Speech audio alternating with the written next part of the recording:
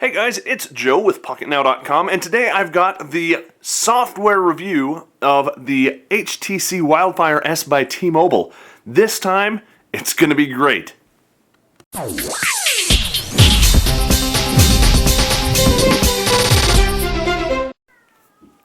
Alright, so I said this time it's going to be great. What do I mean by that? Well, this guy has a different screen than a lot of phones that I've looked at in the past.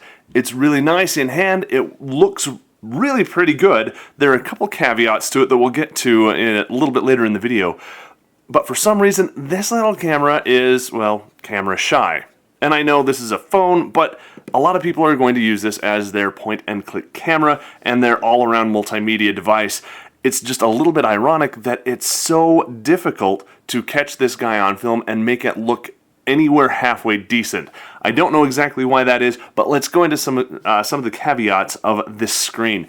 Now, first of all, it's a little bit smaller, and when I say smaller, I mean dimensionally, this guy is really small. We talked about that in the previous video, in the hardware video, so if you haven't watched that, make sure you go back in the channel and check that out. This is only 3.2 inches, and the resolution on it isn't all that great. It's 320 by 480, and it's got 262,000 colors on it. Now that's part of the issue. Let me lift this guy up a little closer to the camera. I don't know if you can see it, but there appears to be banding on the display. And when I say banding, I don't mean traditional banding like less colors, so you have striping and whatnot of the colors where it goes from one color to another color without a nice transition in between. No, I don't mean that. In fact, that's really pretty good. What I mean is there appear to be little interlaced lines going through it that kind of cut the resolution in a little bit lower, maybe even in half. Why that is, I don't know. I think it's just a characteristic of the screen, but it is something you need to kind of be aware of and know that it's okay. That's what it's supposed to do. It's a lower end phone with a lower end display, and that's one of the things that they did to, well, to make it less expensive. Now that having been said, look at this guy.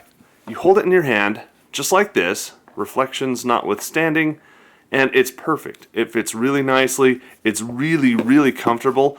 This is one of the best all-around phones to hold in your hand. And it's really a good entry-level phone. Now, I'm a power user, so I really like power devices. And with those power devices usually come big, bulky blocks, like my G2. We've shown you this in the previous video, but just to do a little side-by-side, I mean, that's a big comparison. And I zoomed in deliberately so that the G2 wouldn't all fit on screen, but you kind of get the point.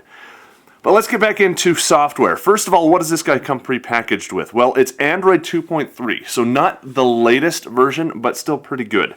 It also comes pre-packaged with HTC Sense version 2.1, not the 3D version like the Evo 3D and some of the other phones out there have.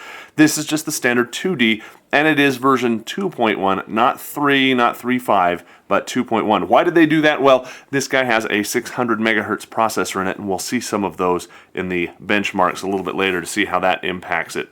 So let's see what it comes pre-installed with. If I can scroll down here, that's the radio app. Okay.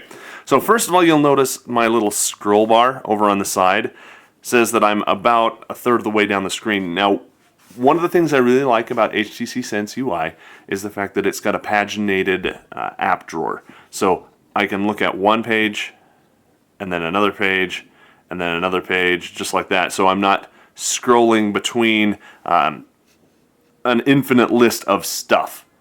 Kind of nice. I really like that. It's nothing new. So let's go ahead and just look at what it comes with. This is a T-Mobile device, so it's got some T-Mobile apps preloaded on it. Not an awful lot. It's also an HTC Sense device, so it's got some HTC Sense stuff preloaded. Again, not an awful lot. We've got 411 and More, which is T-Mobile's 411 and information app. It lets you get all kinds of stuff, directory assistance, weather, horoscope, sports, and of course it's paid by ads. Let's go back. Adobe Reader comes pre-installed. It's got the nice HTC calculator with the nice big buttons on it. It can come in very handy at times. The HTC calendar, HTC camcorder, and camera, which are very, very functional, very nice. The HTC clock app, which has your alarms and whatnot. Download Manager, which is coming more and more standard on more devices. DT Sync. Now, this is double twist. It syncs up your iTunes library and whatnot, so kind of nice. Sometimes you have problems with that where iTunes kind of blocks stuff like that from happening. I don't have an iTunes device, so I haven't tried that app out, but we'd like to know your comments. Leave that down in the comments down below if you think that that's a good addition, bad addition, if you have any good experiences or bad experiences with it. We kind of showed you the FM radio. Now this is just what it sounds like. It is literally an FM receiver in your phone. You do have to have your headphones plugged in up here. That serves as the antenna to receive those radio stations, and then you can come down here and just very easily scan through the stations. Of course, I can't do that because I don't have the headphone antenna plugged in, but if you want to get some regular analog radio signals over the air, you can do that very easily with the FM radio. Very nice. FriendStream, that's HTC's unified Facebook and Twitter aggregator. Shows you what all your friends are talking about all in one. The gallery is very simply the HTC Gallery. Gmail, Google Search, you know what all that is. The HTC Hub, kind of the center of all things HTC, and you can see I haven't set that back up for this version of the video. HTC Likes, that's, well, the stuff that HTC likes. Some recommended apps and whatnot. Internet is your browser. It's the HTC version of the browser, so it looks very HTC-ish. Latitude, I don't remember if that came on the phone or if I installed that later, but it's a Google app to help share your location with your friends. LinPack Pro is a benchmarking utility that I installed. We'll get to that. Mail is the HTC email client. Maps is Google Maps. Market, you know that. Messages is the messaging client, again, the HTC version of that. Music is the HTC Music Player. My Account and My Device, these are both from T-Mobile. They help you get more information about your device and your account, including minutes used and well, all of that fun stuff. Navigation goes along with Latitude and Maps. It's the Google GPS app. News is kind of fun. It's basically just an RSS aggregator for HTC Sense. This actually ties in with the web browser pretty well and lets you get RSS feeds through the browser, which you don't normally have by default on a stock Android device. Peep is HTC's Twitter utility, their Twitter app, if you will. People is the contacts app. Phone is the phone app. Places is yet another one of the Google Maps things that helps you find stuff locally based on either a location you input or your GPS location, so that's really nice. Quadrant is another benchmarking tool. We'll get to that. Settings and setup kind of go hand in hand. These are all the settings after the fact. This is the setup that walks you through all of that. All right, picking back up, we've got Slacker, which is a streaming radio station. Really kind of cool. Very similar to Pandora with a lot of different features that I'm sure if I said it's like Pandora, I'd get a lot of hate mail down in the comments. So no, it's not like Pandora, it's like Pandora. Smart Bench and Speed Test are more benchmarking utilities. Again, we'll get to that. T-Mobile Mail is, or T-Mobile Mall rather, is, well, the apps that T-Mobile wants you to get. Make sure I'm telling you the truth there on that one. Yeah, we all agree to that. Yes, we know. Okay already. Yeah, kind of a pain in the neck. So this is not really the T-Mobile Android market, but kind of it is. It lets you get ringtones, caller tunes, apps, games, all kinds of stuff. Really has kind of a neat interface. I kind of like this over the stock Android market, just saying. But anyway, one of the cool things that it comes with. Talk is Google Talk for chatting and whatnot. Someday they're going to integrate audio and video on all phones and not just the Nexus S family. Let's hope. Transfer is a utility that lets you transfer stuff from your old phone to your new one. Once you've got an Android-powered device, you really don't need that anymore, but that's going from like a non-smartphone over to this one. Visual voicemail is T-Mobile's version of Google Voice. It tries to transpose your voice messages and whatnot. Google Voice is something that I added on, of course, because I use Google Voice. Voice Search is a Google Voice Search app utility. It kind of enhances things so you can do more fun stuff with your search button down here, searching with your voice. Weather is the weather app. YouTube is the YouTube app. Wi-Fi calling, like you see right up here, is a T-Mobile thing that lets you make and receive calls over Wi-Fi when you're under a Wi-Fi bubble. Now this includes T-Mobile bubbles, it includes work bubbles, it includes your home Wi-Fi bubble, it includes your dorm, all that fun stuff. If you don't get good reception in one of those places, not a problem. Now whenever you're under that bubble, you're good to go. It's a very simple app. You simply have, well, there's a tutorial there that we're just going to try and skip, however we can skip it. You've got a button down here, on and off. So right now it's on. It sees what network I'm connected to, and everything's great. Now the downside to this is you do have to have your Wi-Fi turned on all the time if you want to receive calls over Wi-Fi when the screen is off. Making calls is no problem because your screen's going to be on for that, but if you want to receive incoming calls, you've got to have Wi-Fi on, and that kind of drains your battery. So those of you who've said, hey, do reviews with a full battery, I'd like to, but it kind of sucked the battery down because I've got Wi-Fi calling on. Now you can disable that feature in the Wi-Fi setup so it's not going to be sucking down battery all the time, just when the screen is on, which is what I have it set to. Of course, that means I'm not going to receive calls unless I'm under the cellular network, which I am here, and in which case it's going to come over the cellular network. Now the first thing you're going to notice, this is a 600 megahertz processor inside of here. As far as processors go, it's not that fast, but scrolling between screens, even with the Sense UI and the animations, really is nice. It's fluid, the animations are quick, it looks good. It's really an all-around good phone. Now, where you'll run into some problems, let me see if I can get these specs for you, and we talked about them in the hardware review. The RAM that is on this phone and the hard drive space, if you will, the internal storage are both really, really limited. So limited, in fact, that they don't go over them on their spec sheet. They really don't want you to know. So not a lot. We're talking, half gig tops. We'll get into specifics in the write-up over at Pocketnow.com. So make sure you go and look at that. What that means is when I sync this up with my account and it started pulling down all of the apps for me, I ran out of space really, really quick because it filled up the internal memory and that was it. So I had to get rid of a whole bunch of stuff. This is a relatively fresh install that I've been using for the last several days. So let's go ahead and run a couple tests. First, we're going to run speed test. Now, this is connected to my Wi-Fi. It is 802.11n. Go ahead and begin that test for you so you can see it. We're going really quick here. So really not too bad. On my G2, I tested it just this morning. I was above 10 megabit per second down and above 3 megabit per second up. So this is performing pretty well, not all that great. But 6.4 kilobits per second down and 4 megabits per second up with a really low ping time. So that is really not too bad. This is, like I said, an 802.11n. It also does B and G. It does not do A. Let's go ahead and go back and run this again over. See if I can get into my settings here. We'll do this again over the cellular network. So we'll turn off Wi-Fi. We'll long press on home to get us back to our recent list. Okay, and we're going to run this again. It's got some communication issues because I was too fast and it's still handing off to the cellular network there. So this is an HSPA compatible phone. Now, when I say HSPA, I don't mean HSPA Plus. Okay, that's a big difference.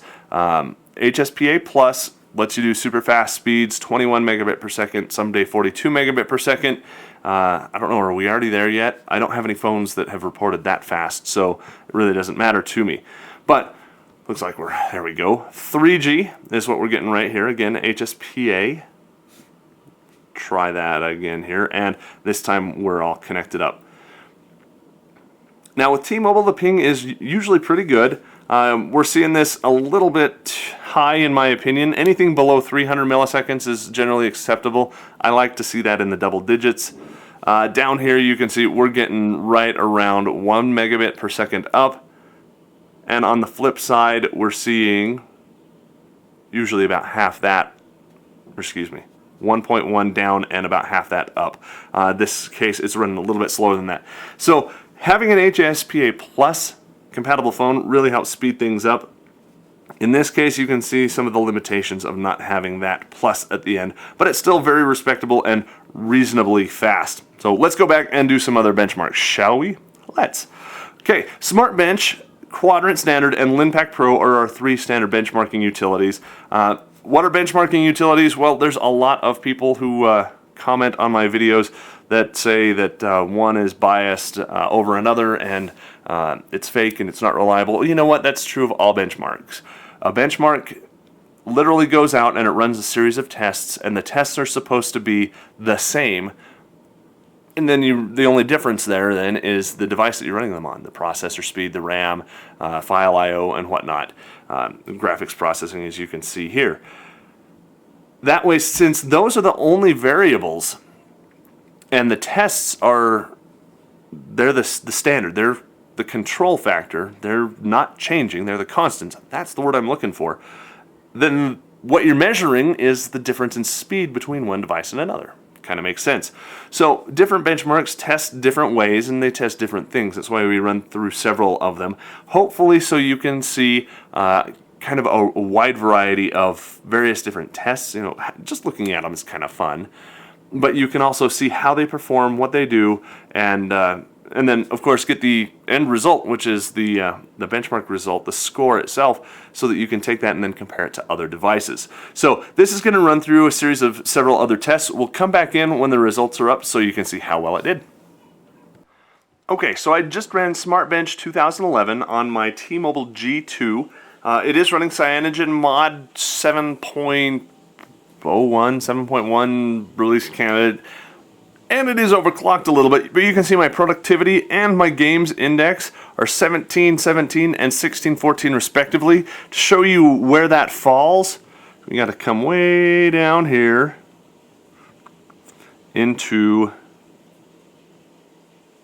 these guys. So the NVIDIA Corvus 5, the Samsung Galaxy S, HTC Evo 3D, Samsung Epic 4G. So right where you'd expect it to be. Some of the devices that are faster than that are, of course, the Galaxy S2 and some of the LG Optimus 2X, the phones that you'd expect. So why am I showing you the G2? Well, I want to show you the results rather than... Yeah, it didn't finish. Well, it did finish, but it kind of failed. If you can read back here, it says it's got invalid results for Pi. Please don't switch out of the benchmark during the test. Well, I didn't. I ran it straight through. In fact, this is the second time running through, and it keeps giving me these problems. So we have to give this a did not complete. If you have been able to successfully run SmartBench 2011, please post your productivity score and your game score in the comments so we can know what this benchmark's at. But that having been said, let's go ahead and get out of there and move on to the next benchmark, shall we? Okay, we're back to the G2. I want to show you Linpack Pro for Android. We're going to run this in multi-thread, and this says it could take 30 seconds or more. Now this is going to run through a bunch of tests. Oh, and look, it's done. Shows me that I've got 42.083 megaflops, took 4.01 seconds. The normal result is 3.24, is that resolution? Anyway, really pretty good.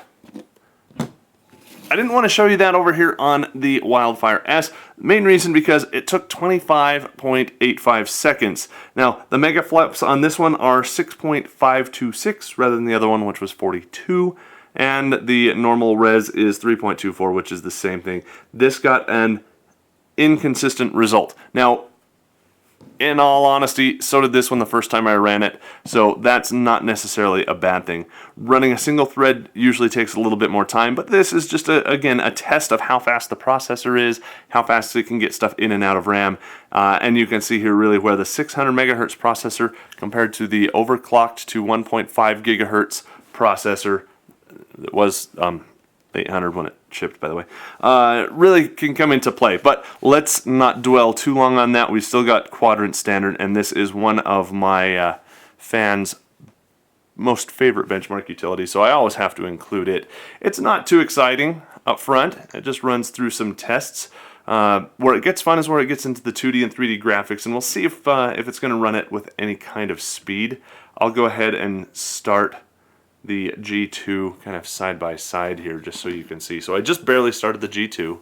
See if we can fit those both on screen. And you can see we're already down into graphics with the G2, and the Wildfire S is still kind of plugging along, doing what it can. It's working on the I/O right now, the database writes. Now, that's internal memory. It doesn't have anything to do with the external memory, the SD card. It does come with a Samsung branded 2 gig micro SD card, which generally speaking is somewhere between a class 2 and a class 4. I believe in this case it's a class 4, so it's really not that bad. You can see the graphics, not bad. I mean, it looks pretty good. It's just a little bit slower. Let's go ahead and look at the results. The results over here on the G2 are 2536. Again, that's overclocked from 800 megahertz to 1.5 gigahertz. We're still running through the test over on the Wildfire S, which is wrapping up. Go ahead and submit that so we can share it. And this result is 720. That means it's faster than the original Nexus 1 and HTC Desire, which are basically the same phone. It's faster than the original Motorola Droid and the Xperia X10i. Slower, obviously, than the Samsung Galaxy S, the Droid X, the Evo 2.2 Plus, and basically anything that runs Android 2.2 or higher. So, how well did it perform in this test? Well, not that great, but still, it's faster than the original Nexus 1 in the benchmark results. So all in all, not too bad. So that's going to bring us right to the end of our software review for this little guy. And we're just going to conclude with the overall how well did it fare results. Of course, to get the full write-up, head over to Pocketnow.com so you can see more detail about what we go into, what we test, and our overall impressions, what we put it through. First and foremost, I use this thing heavily as my daily driver for about a week, in fact a little bit longer. So T-Mobile, who lent us this device, we appreciate that. I've kept it a little bit longer than I was supposed to. I hope you don't mind. And again, as part of the FCC disclaimer, all of these results are our own and they're not influenced at all by T-Mobile, other than the little references I've been making over here to the specifications and features list that they included with the phone, which basically tells me what the hardware specs are and whatnot, and some of the software that's included with it. But it's a great all-around device. If you are looking for an entry-level Android-powered device, or even if you're just looking for a new phone that's a little bit smarter than a dumb phone, this is your phone. Very simply, this is it. This is the one you want. This is the one you want for your kids. This is the one you want for your mom. This is the one that you want for your wife if your wife isn't a really high-end power user. My wife is a power user. She needs a higher-end phone. She has a Nexus 1. This phone wasn't fast enough for her. My daughter, my son, they both love this device. It fits their hand better. It goes in their pockets easier. It's just an all-around good device. It works and it does everything they wanted it to. The one area that they're going to run into a little bit of a problem is because this is a smaller phone, because it's a cheaper phone, and by that I mean less expensive, it's HTC, so it's really high quality. It's not really all that fast as far as graphics goes. Now that means games aren't going to work well, and that's part of their demographic is kids, teenagers. They're not going to like this all that much because it doesn't play games that well. Now, when I say games, I'm talking more the high-end stuff, the OpenGL stuff. Games like Cut the Rope works great. Games like Angry Birds works just fine. Games like Gun Brothers, not going to do it. Games like some of your car games, racing games, again, not going to do it that well. It'll still run, and it still works okay, but again, they're going to be a little bit disappointed there. For an overall feature phone, I mean, this blows away your flip phones. This blows away your feature phones. This is fabulous. This is a wonderful first step into the smartphone world, and I think that's what T-Mobile is trying to do with the Wildfire S. Of course, the Wildfire S is nothing new. It's new to T-Mobile, it's new to the US, but nothing new to the rest of the world who've had it in Europe and Asia for quite some time, and I can see why they'd like it. Overall, I'm going to have to give this phone high marks. If you want to see exactly how high those marks are, head on over to Pocketnow.com. It's going to take us a day or so to get the final review up of of the entire review of this device, but I think you'll be pleasantly surprised with it. Of course, if you like this video and seeing stuff this in-depth, give the video a thumbs up. Subscribe to our video channel so you can make sure to see new videos, and of course that includes hardware and software reviews, and my favorite are new unboxings, so make sure you subscribe so you can see those. And again, head over to Pocketnow.com so you can see not only the write-ups on this phone, but on other phones as well. If you're new to the channel, we also get really into some daily news and into how to hack these things to do anything you want. Just kind of a plug there. So, without any further ado, make sure you leave your comments down below, and for Pocketnow.com, showing off the HTC Wildfire S for T-Mobile, I'm Joe Levi.